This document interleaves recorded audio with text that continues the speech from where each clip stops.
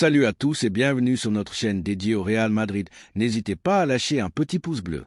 Si vous appréciez notre contenu, n'oubliez pas de vous abonner pour rester informé de toutes les actualités concernant votre club préféré. Dans cette vidéo, nous avons 3 nouvelles concernant notre club bien-aimé. Passons à la première. Une fois de plus, les échos du marché des transferts résonnent avec force dans les couloirs de Valdebea, et comme cela arrive souvent à cette période de l'année, le nom de Rodrigo réapparaît en gros titres. L'ailier brésilien, qui a vécu des moments mémorables avec le maillot blanc, se retrouve à nouveau au centre de rumeurs le liant un possible départ vers la Premier League. Depuis l'Angleterre, on parle avec insistance de l'intérêt de l'Arsenal, du Chelsea et même de Manchester United, des équipes qui seraient prêtes à tout pour obtenir ses services. Cependant, au Real Madrid, les sentiments sont différents. Dans les bureaux de Chamartin, il n'envisage pas sa vente. Au contraire, travaille à l'extension et à l'amélioration de son contrat comme une marque de confiance absolue. Et c'est que, même si la saison dernière n'a pas été la plus brillante en termes de chiffres, réduire Rodrigo à ses statistiques récentes serait une injustice impardonnable. Le Brésilien n'est pas seulement un joueur, c'est un investissement pour le présent et le futur, un footballeur qui a été déterminant à des moments clés et qui, à seulement 23 ans, n'a pas encore atteint son plafond. Dans un club où l'exigence est constante et où chaque match représente un examen sans marge d'erreur, Rodrigo a su grandir, mûrir et répondre avec personnalité. Il a appris à vivre avec la pression, avec la compétition féroce et avec les attentes d'un public qui ne pardonne pas le conformisme. C'est pourquoi il est surprenant que certains secteurs de la presse insistent sur son départ. Quel sens cela aurait-il de se séparer d'un jeune joueur déjà adapté à l'environnement, qui connaît les valeurs du club et qui s'est révélé fiable dans les moments les plus importants? Le Real Madrid peut-il se permettre aujourd'hui de céder à la tentation de l'argent facile et de renoncer à un atout stratégique pour une simple mauvaise passe? La réponse, au moins pour beaucoup de madridistes, est claire, non. Le président Florentino Pérez a été très clair dans ce type de situation. La grandeur du Real Madrid ne se mesure pas aux ventes millionnaires, mais à la capacité de construire des équipes gagnantes au fil du temps. La stabilité est un mot qui, bien que rare dans le football moderne, est devenu au club blanc une valeur stratégique, et Rodrigo s'inscrit parfaitement dans cette vision. Un joueur qui est arrivé en tant que promesse, qui a grandi sous pression, qui a répondu lors de matchs à haute tension et qui peut encore offrir beaucoup plus sous le nouveau projet dirigé par Xavi Alonso. L'entraîneur Tolosara a précisément été l'un des premiers à demander une réunion avec Rodrigo en arrivant sur le banc madrilène. Il voulait savoir de première main quel était son engagement envers le nouveau cycle, quelle était sa mentalité et quel degré d'implication il avait avec l'équipe. Selon des sources proches, la réponse du Brésilien a été sans équivoque. Il veut rester, il veut triompher et il est prêt à retrouver sa meilleure version.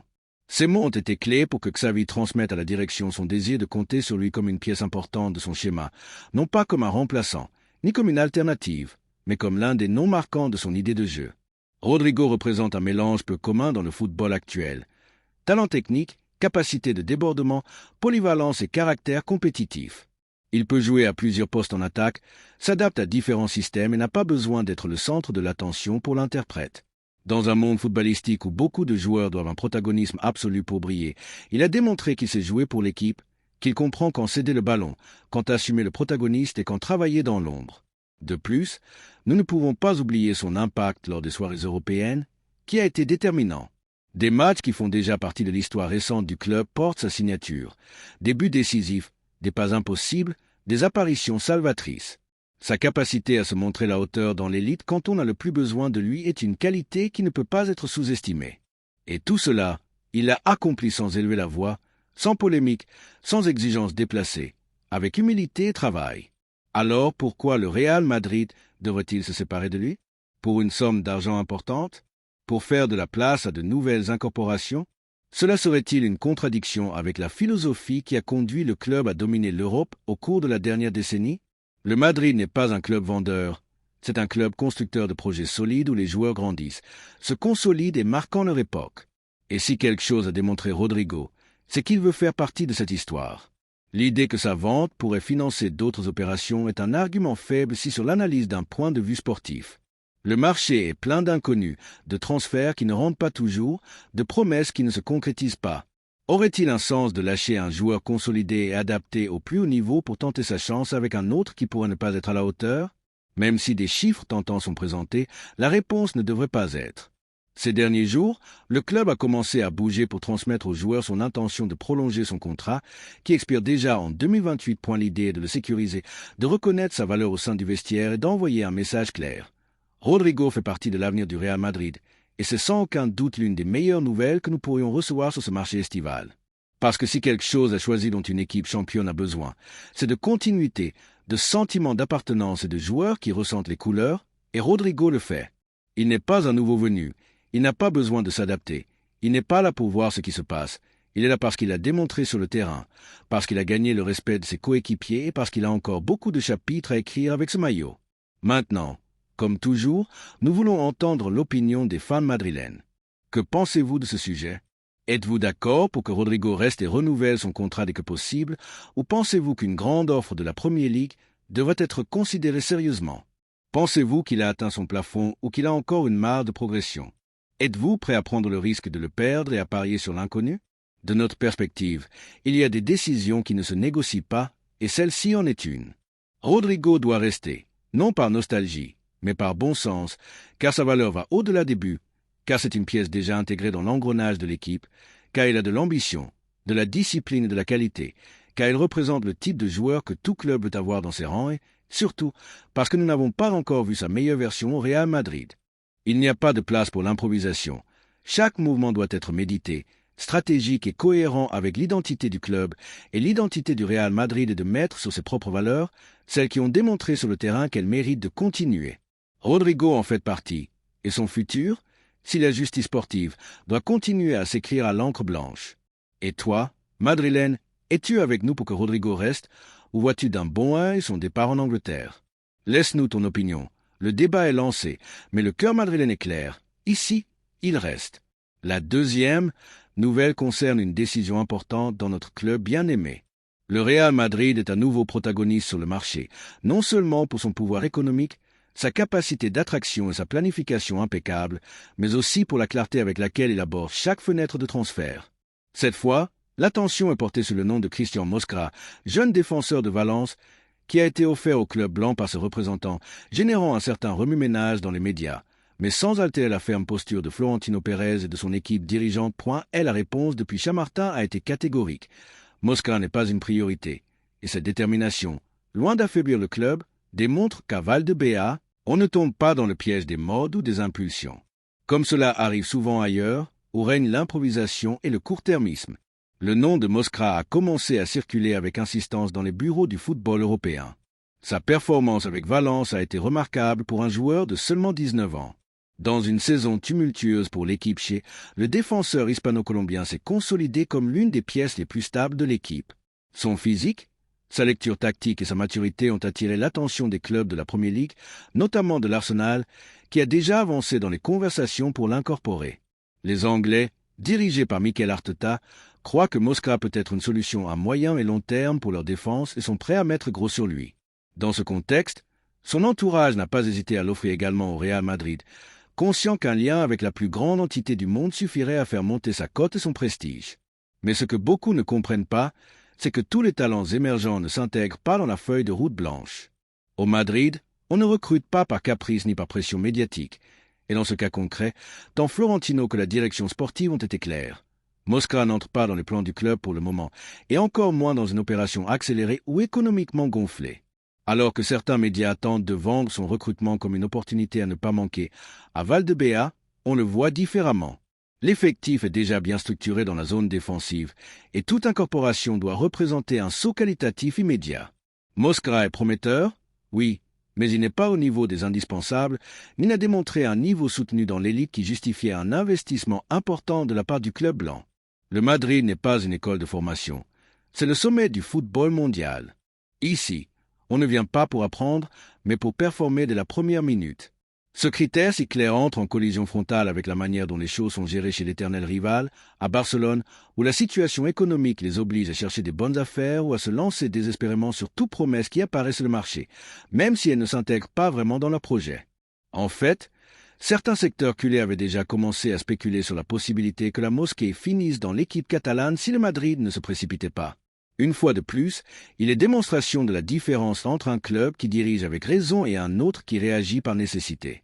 Et tandis que l'Arsenal avance dans les négociations, Valence tente désespérément de renouveler le joueur, mais le désordre institutionnel et financier du club a rendu cette possibilité difficile. Moscra n'a pas un avenir clair là-bas et son entourage a préféré bouger pour profiter du moment. Ce qu'il n'espérait pas, c'est qu'au Madrid, il n'y a pas de place pour les improvisations. Ici, on n'agit pas avec urgence, mais avec stratégie. Si le nom ne correspond pas, on ne recrute pas, aussi prometteur qu'il paraisse. Florentino Pérez a démontré une fois de plus que le Real Madrid évolue dans une autre dimension. Il n'a pas besoin de céder aux pressions de l'environnement ni de se laisser emporter par des rumeurs ou des opportunités du marché. Il y a un plan, il y a un modèle, et surtout, il y a un respect absolu pour l'histoire et l'exigence du club. Parier sur Moscra maintenant, comme certains le suggèrent, irait à l'encontre de cette philosophie. Ce serait un mouvement sans sens qui ne répond à aucun besoin sportif immédiat et qui ne ferait qu'augmenter une liste de jeunes joueurs qui sont passés sans gloire par de grands clubs par manque de préparation. Et attention à ne pas mal interpréter cette position. Il ne s'agit pas de mépriser Moscra. Le jeune homme a des qualités. Sans aucun doute, il peut devenir un défenseur important pour l'avenir, mais pour porter le maillot du Real Madrid, il ne suffit pas d'être prometteur. Il faut de la personnalité, du leadership, une adaptation tactique, une résistance à la pression et une mentalité gagnante qui n'a pas encore démontré de manière constante. En d'autres termes, ici, le talent ne suffit pas, il faut avoir le caractère d'une légende.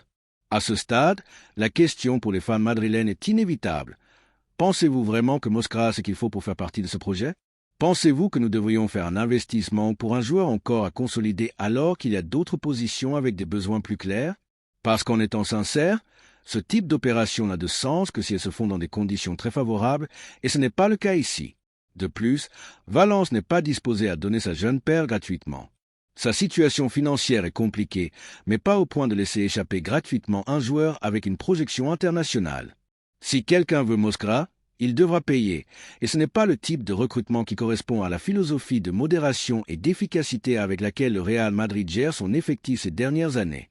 Alors que d'autres clubs se désespèrent pour fermer n'importe quel nom afin de calmer les fans ou contenter la presse, au Madrid, sur la mise sur des projets solides et, si nécessaire, sur attendre. Parce que l'objectif n'est pas de gagner un titre en été, mais de soulever des trophées en mes points, c'est ainsi que la légende du plus grand club de la planète a été construite. C'est ainsi que se construisent les dynasties. Et c'est pourquoi, bien que certains voient le refus du Madrid comme une opportunité manquée, je le vois comme une preuve de lucidité. Tout ce qui brille n'est pas or, et tous les joueurs dont on parle ne sont pas faits pour ce maillot. Le temps nous le dira, mais en attendant, la politique de ne pas faire de folie continue de porter ses fruits. L'effectif reste équilibré, l'économie est saine et le projet sportif ne dépend pas de paris risqués. Alors, Madrilène, je vous lance la réflexion. Préférez-vous maintenir cette ligne de recrutement responsable et bien analysée, ou pensez-vous que nous devrions nous ouvrir à plus de risques comme celui de Moscra? Personnellement, je crois que nous avons appris des erreurs passées et Florentino le sait mieux que quiconque. Parce que si quelque chose définit le Real Madrid, c'est sa capacité à prendre des décisions impopulaires à court terme, mais réussies à long terme. Ce n'est pas le moment de se laisser emporter par le bruit, c'est le moment de continuer à construire l'hégémonie sur une base solide qui nous a amenés jusqu'ici.